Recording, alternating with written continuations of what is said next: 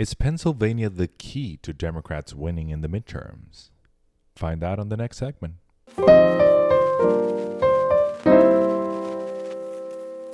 Hello everyone, welcome back to Luis Discusses Everything.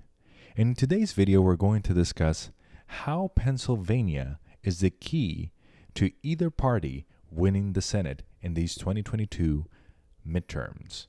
As you can see, we're going to go to our trusty old 538 politics forecast. And in the forecast, at least for the Senate, you see that Democrats are favored to win the Senate by 71% chance when compared to the Republicans and the 29% chance. In this video, I want to focus specifically on the Senate because there is a particular race that will basically determine the balance of power for either party due to statistical probability or statistical chance. Of course, either party could win the Senate. That is not to say that that is not possible, but the ones that are right now highly favored to do so are the Democrats. And it is entirely or mostly dependent on who wins this particular state. Which state am I talking about? Pennsylvania. Now, in Pennsylvania Senate election, you have a very tight race between John Fetterman and Mehmet Oz.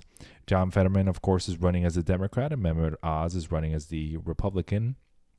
And in the 538 polling average, you see that John Fetterman is up by 9.5%.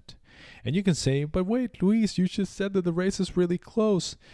Yes, I did. The reason I say that is because there is probably a 5 to 7 point swing between what you see in the polls and what may be the ultimate result.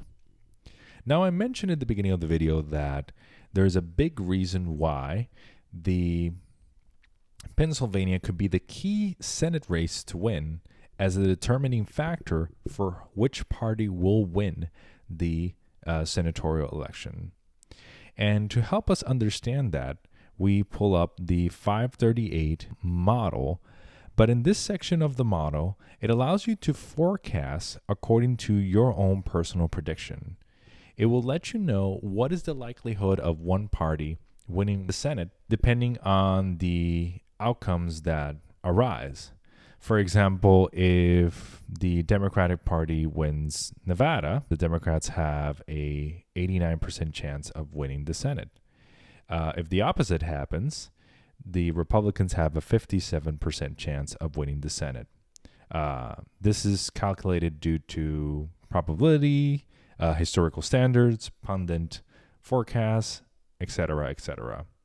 In the case of Pennsylvania, you see that if the Democrat Fetterman wins, the Democrats then have an 81% chance of capturing the Senate, which is substantial. Now, you may ask why, like the reason behind these probability standards, right?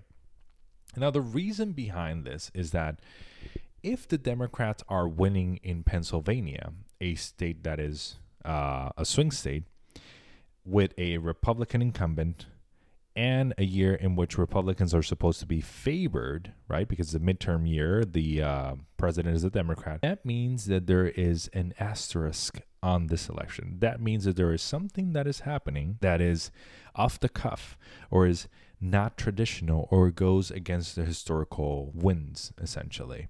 All right. If the opposite happens, if Mehmet Oz wins in Pennsylvania, then it flips.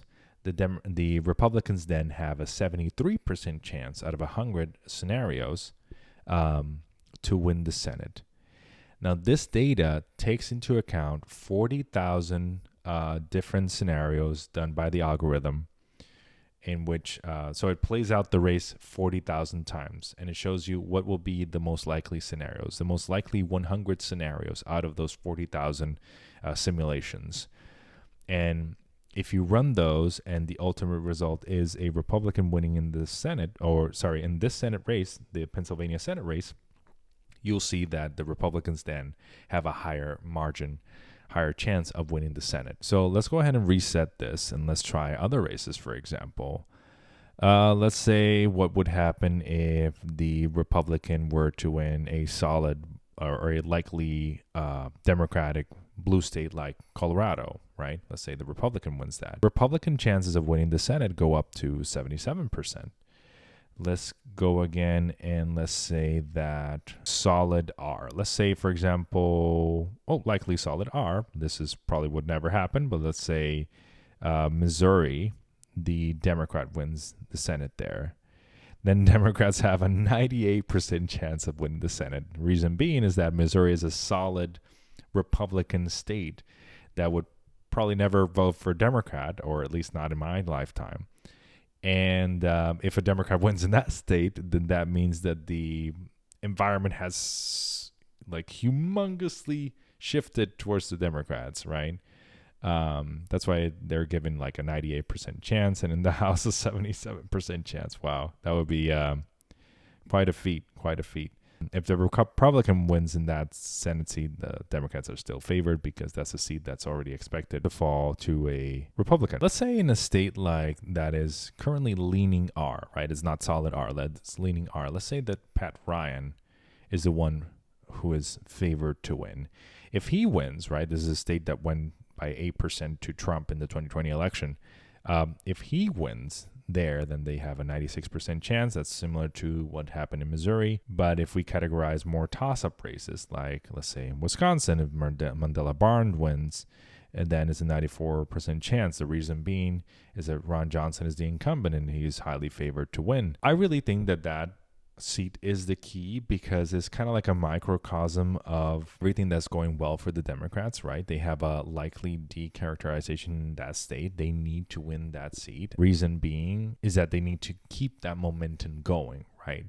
If the Democrats win that seat, they can negate one seat gain from the Republicans, right? If the Republicans were to win Georgia, but then the Democrats capture, let's say the Democrats capture Pennsylvania and the Republicans Georgia, Democrats are still favored to win the Senate precisely because of the reasons, the aforementioned reason. Now, this is a nice little tool to play around. You can pretty much guess the outcome or the potential outcome of an election with this simple tool. And you can pretty much make an informed guess as to which are the most important states here. All right. So thank you so much for watching. Please like, subscribe, share this video with your friends, and I'll see you guys in the next one. Bye-bye.